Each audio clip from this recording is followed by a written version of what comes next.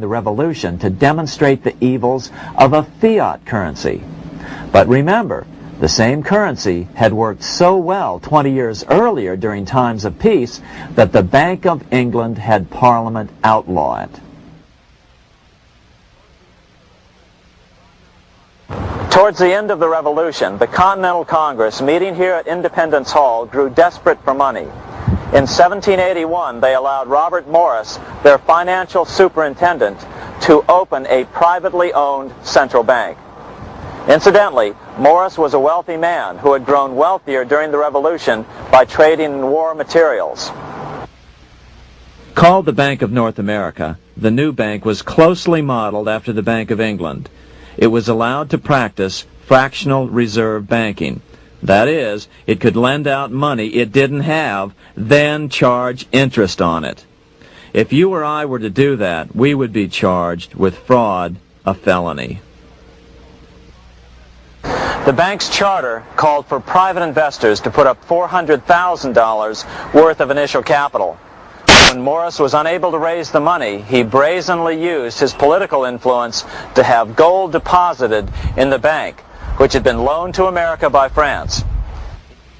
He then loaned this money to himself and his friends to reinvest in shares of the bank. And, like the Bank of England, the bank was given a monopoly over the national currency. Soon the dangers became clear. The value of American currency continued to plummet. So, 4 years later, in 1785, the bank's charter was not renewed. The leader of the effort to kill the bank, William Findley of Pennsylvania, explained the problem this way, quote, "This institution, having no principle but that of avarice, will never be varied in its object, to engross all the wealth, power, and influence of the state." The men behind the Bank of North America, Alexander Hamilton, Robert Morris, and the bank's president, Thomas Whiling, did not give up. Only 6 years later, Hamilton, then Secretary of the Treasury, and his mentor, Morris, rammed a new privately owned central bank through the new Congress.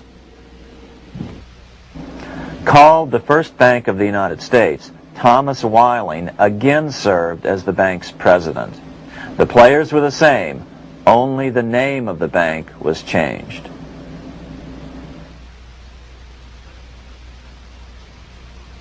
In 1787, colonial leaders assembled in Philadelphia to replace the ailing Articles of Confederation. As we saw earlier, both Thomas Jefferson and James Madison were unalterably opposed to a privately owned central bank. They had seen the problems caused by the Bank of England. They wanted nothing of it. As Jefferson later put it, "If the American people ever allow private banks to control the issue of their currency, first by inflation, then by deflation, the banks and the corporations which grow up around them will deprive the people of all property until their children wake up homeless on the continent their fathers conquered." During the debate over the future monetary system, another one of the founding fathers, Gouverneur Morris, castigated the motivations of the owners of the Bank of North America. Gouverneur Morris headed the committee that wrote the final draft of the Constitution. Morris knew the motivations of the bank well. Along with his old boss, Robert Morris, Gouverneur Morris and Alexander Hamilton were the ones who had presented the original plan for the Bank of North America to the Continental Congress in the last year of the Revolution. In a letter he wrote to James Madison on July 2nd, 1787, Gouverneur Morris revealed what was really going on. "The rich will strive to establish their dominion and enslave the rest. They always did. They always will.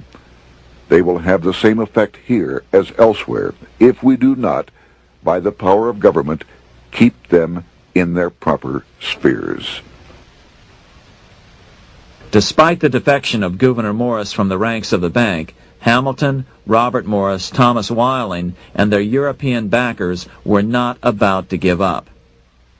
They convinced the bulk of the delegates to the Constitutional Convention to not give Congress the power to issue paper money. Most of the delegates were still reeling from the wild inflation of the paper currency during the Revolution. They had forgotten how well colonial scrip had worked before the war.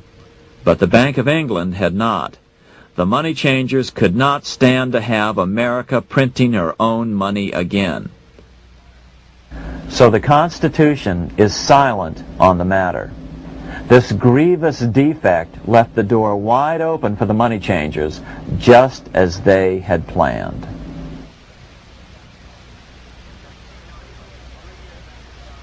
In 1790, less than 3 years after the Constitution had been signed, the money changers struck again. The newly appointed first Secretary of the Treasury, Alexander Hamilton, proposed a bill to the Congress calling for a new, privately owned central bank. Coincidentally, that was the very year that Amschel Rothschild made his pronouncement from his flagship bank in Frankfurt. Let me issue and control a nation's money, and I care not who writes the laws. Alexander Hamilton was a tool of the international bankers, and he wanted to create the U.S. Bank, the BUS, or the Bank of the United States, and did so. Interestingly, one of Hamilton's first jobs after graduating from law school in 1782 was as an aide to Robert Morris, the head of the Bank of North America. In fact, the year before, Hamilton had written Morris a letter saying, "A national debt, if it is not excessive, will be to us a national blessing." A blessing to whom? After a year of intense debate, in 1791, Congress passed the bill and gave it a 20-year charter. The new bank was to be called the First Bank of the United States, or BUS. Here we are in front of the First Bank of the United States in Philadelphia. The bank was given a monopoly on printing U.S. currency, even though 80% of its stock would be held by private investors. The other 20% would be purchased by the U.S. government. But the reason was not to give the government a piece of the action, it was to provide the capital for the other 80% owners. As with the old Bank of North America and the Bank of England before that, the stockholders never paid the full amount for their shares. The U.S. government put up their initial $2 million in cash. Then the bank, through the old magic of fractional reserve lending, made loans to its charter investors so they could come up with the remaining $8 million of capital needed for this risk-free investment.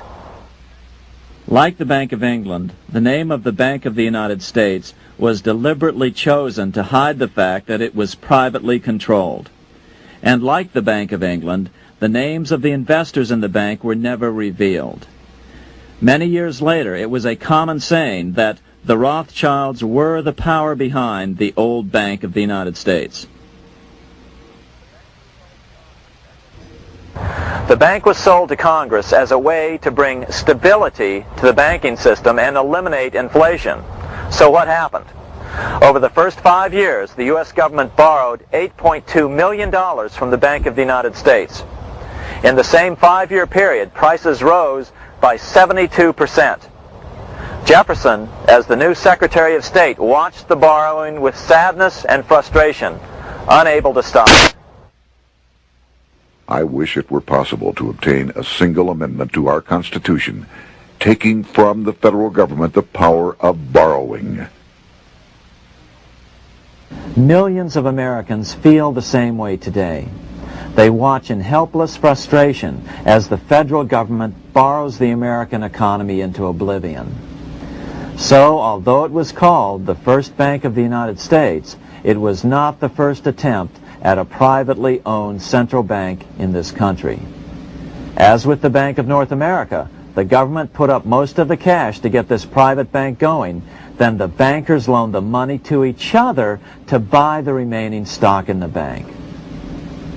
It was a scam, plain and simple, and they wouldn't be able to get away with it for long.